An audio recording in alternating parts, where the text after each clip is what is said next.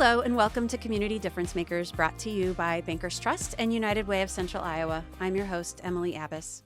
Some community issues are so complex and so connected to the daily lives of our community neighbors that they deserve more than a single conversation. This season, we're partnering with United Way of Central Iowa to take a closer look at our community's most critical issues, including homelessness, access to childcare, youth violence, and more. We're starting with food insecurity. And this conversation goes beyond hunger. It's about access, dignity, health, and opportunity. Throughout this series, we'll hear from organizations that are leading this work and from families whose lives are shaped by it. We'll talk about what's working, what still needs to change, and how each of us can help ensure that every Iowan has enough to eat every single day. Today, we're talking with the leaders of organizations that sit at the heart of Food Assistance Network. Kathy Underhill, CEO of Des Moines Area Religious Council, many of us know as DMARC, and Tammy Nielsen, CEO of Food Bank of Iowa.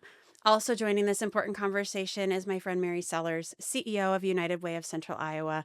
Mary, you and your team are truly conveners and helping bring people together around shared community goals. So we're thrilled to be partnering with you on this podcast. Thank you. Let's start with the big picture. When we talk about food insecurity, what does that actually look like right here in Central Iowa right now? And we'll start with you, Kathy. What are you seeing at DMARC? Well, we're seeing record numbers of people coming in our door to get assistance. Part of that was brought on by the government shutdown in November. And SNAP benefits, which are the main federal nutrition safety net, were delayed. And so we saw a lot of people that had never been to a food pantry before. Most of the folks that come in our doors are either working or looking for work. There are some folks that are older adults and some folks that are disabled, but primarily it's just people like you and I. They're just lower wage earners. Lower wage earners. Yeah. Tammy, what's your perspective from Food Bank of Iowa? Are you seeing something similar? We are. We're indeed seeing the record numbers that Kathy sees, and we've seen that really across the state, really compounded by that government closure and the interruption of those SNAP benefits. There were a lot of folks who are utilizing the charitable food system for the very first time. And we know that 1 in 8 Iowans are food insecure and 1 in 6 children. And so we just see those, we saw that really blow up during that government closure where more and more folks needed services from our pantry partners and our meal sites and folks like Kathy's network. We've all heard that on the news, but it's important to hear that firsthand from what you and your teams are seeing. Mary, United Way has a unique way of describing households in which most people are working, but are still unable to meet their basic needs. Can you tell us a little bit about Alice and how that relates to food insecurity? Yeah, sure. So ALICE is not necessarily a person, it's an acronym. It stands for Asset Limited Income Constrained Employed. Most of ALICE in Central Iowa are working or looking for work. Some cases, they're working more than one job, but they can't make ends meet. And if you think about it, in Central Iowa, it's 90,000 households. So when you think of Central Iowa, think of Bondurant, Ankeny, Waukee, West Des Moines, and Urbandale combined. All of those households would be Alice. Combined. So they're making difficult decisions between food and rent, car repair. They just are trying to work but can't make ends meet. So it's 1 in 3 in Central Iowa are Alice households. Wow. In 2023 and 2024, United Way collaborated with another amazing community organization, our Community Foundation, as well as other partners to facilitate the development of the Central Iowa Food Security Plan, to look at the root causes of food insecurity and to improve collaboration within this food assistance system. How did United Way originally get involved, and can you talk a little bit more about your team's role in the plan's implementation? Yeah, sure. So we were hearing from the community that we needed to be more collaborative as a food system network and serve our neighbors who are food insecure better. And that's what started the food security plan.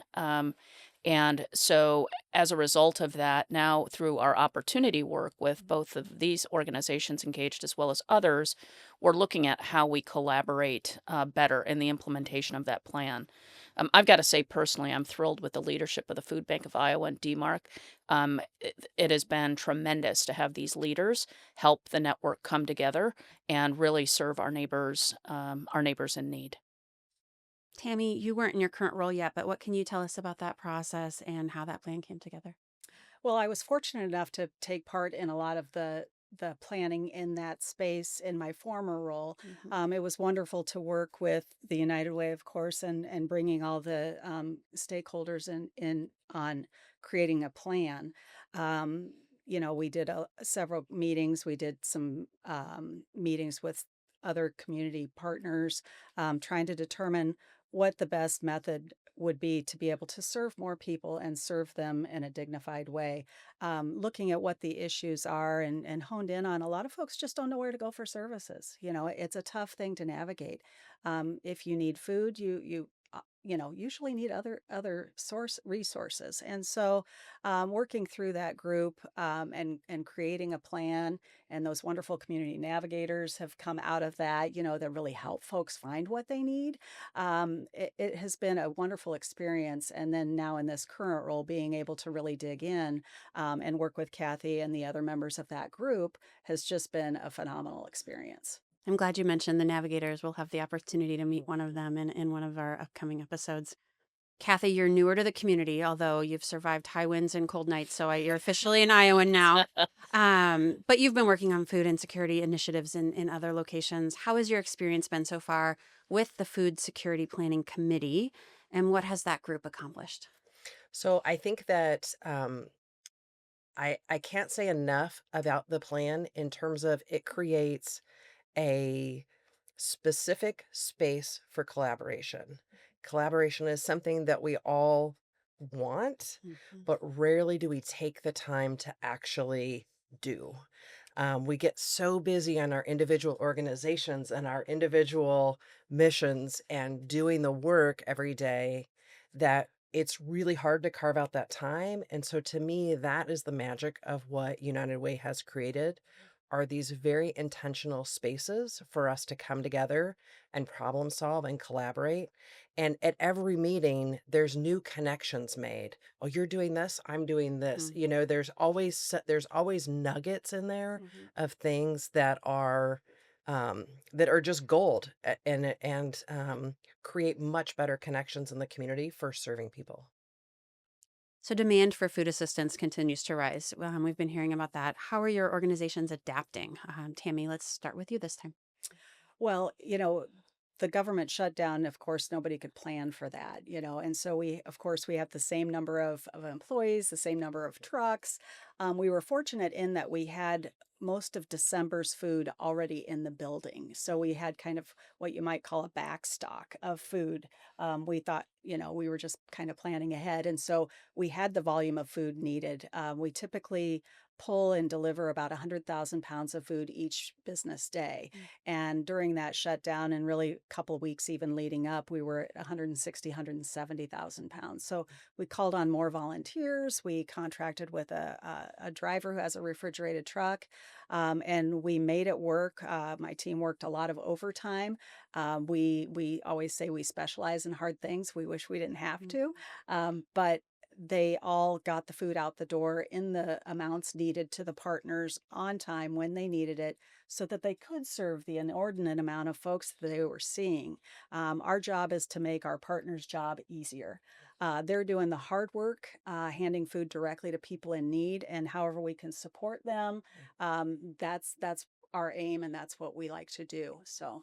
I'm not surprised. Thank you, Food Bank team, for stepping up. That's amazing. Kathy, what's happening at DMARC? Yeah, so we saw that same increase, and I will say it was such a gift to be able to go online and order from Food Bank of Iowa, and you never ran out of anything. No.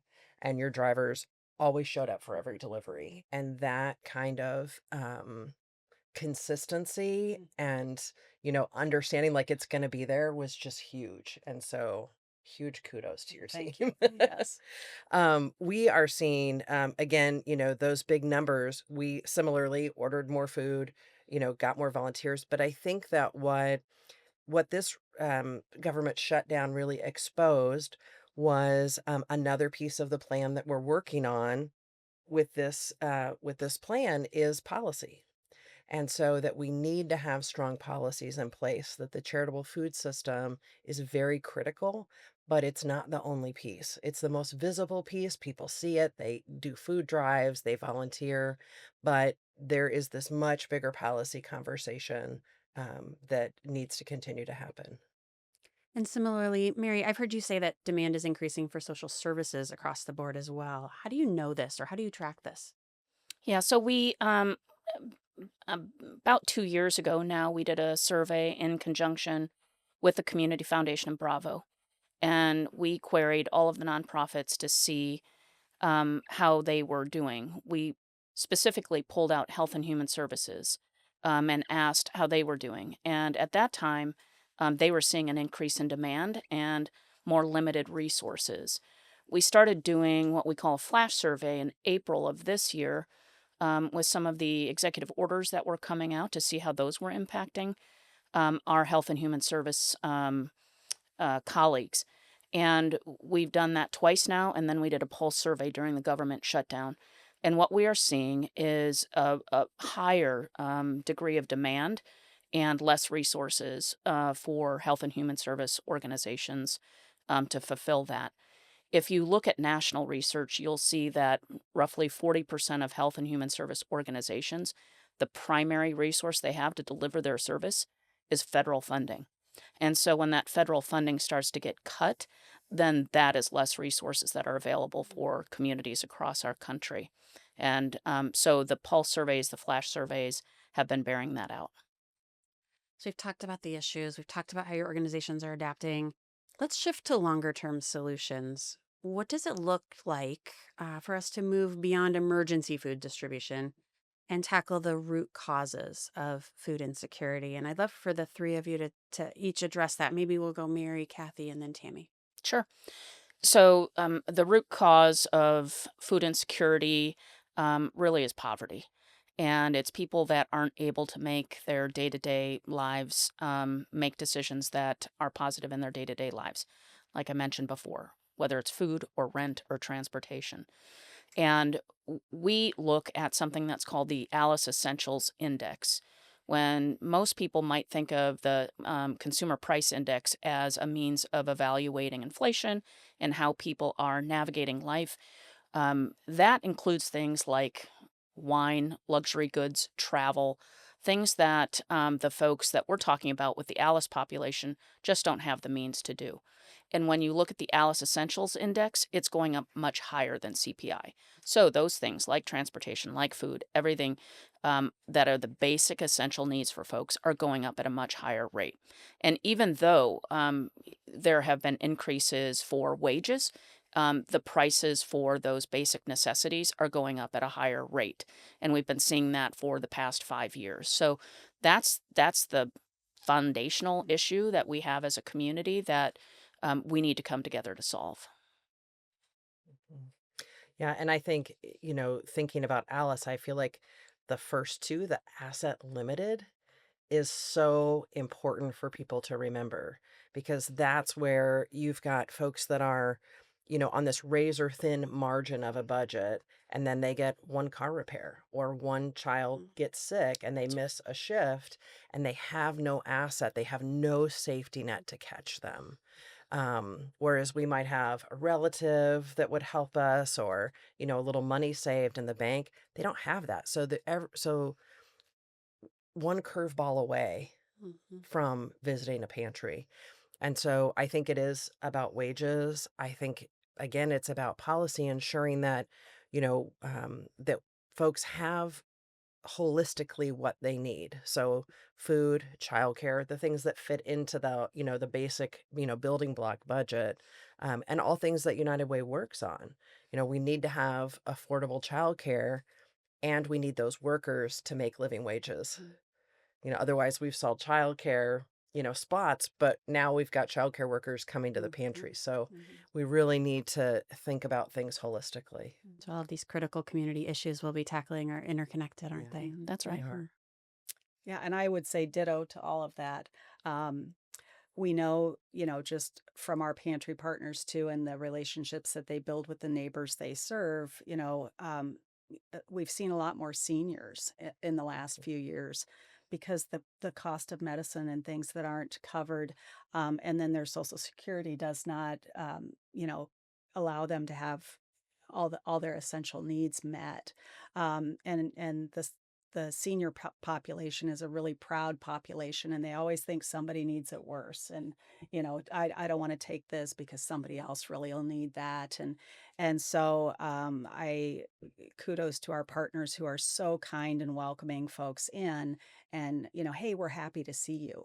It's become it's much more relationship based, but we absolutely see that you know that's an issue long term. Is we have a living wage problem, and starting there, and there are a host of other concerns also that really feed into this, and so there's a lot of work to be done, certainly.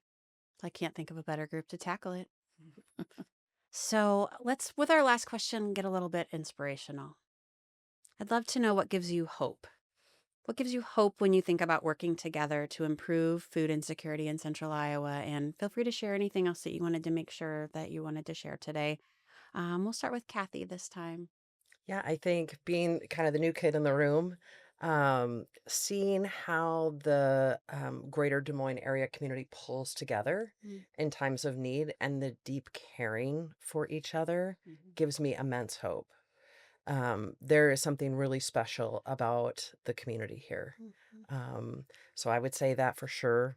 I would also say the great people we get to work with. Tammy's one of the first people that I met, and it has been fantastic working with Food Bank of Iowa. We're so grateful for the work they do for all of our DMARC pantry partners. Mary was actually the very first person I met when I moved here. And so that warm welcome that's helped me integrate into the community, and make those connections, connecting the dots for solving these problems has been huge for me. And I think at the end of the day, hunger is a completely solvable problem. I mean, there's a lot of things that I have no idea about, but hunger is just like a Rubik's Cube. If you turn the policies and the programs in the right direction, in the right order, you can solve for it. I love hearing that. Mhm. Tammy? Well, what gives me hope is also this wonderful community. We have been so well supported during the government shutdown. The amount of community members, whether it's the business community, nonprofit community, our volunteers, first time folks interested in the Food Bank of Iowa and learning more, everybody's saying, how can we help? And that's the magic of the community that we live in. And though I'm a lifelong Iowan, it's never lost on me. I have a little sign on my desk that says "Trust the magic," because we have that all around us, and tapping into it via our relationships and the work we all do together. And I am so grateful that Kathy landed here. I say it about 10 times a week. And so I joke with this is the third day in the row we've seen each other, and we're having lunch on Tuesday. And I was like, hey, we've got to make a plan this weekend because, what are we going to do on Saturday and Sunday without each other, So I'm grateful for the community, and I do, like Kathy, believe this is solvable, or I wouldn't be in this work. And so the more we work together, the more we can accomplish. And I'm grateful for all the seats at the table. Mary, you get the last word. Yeah, I would echo what Kathy and Tammy have said is this is a unique community that comes together.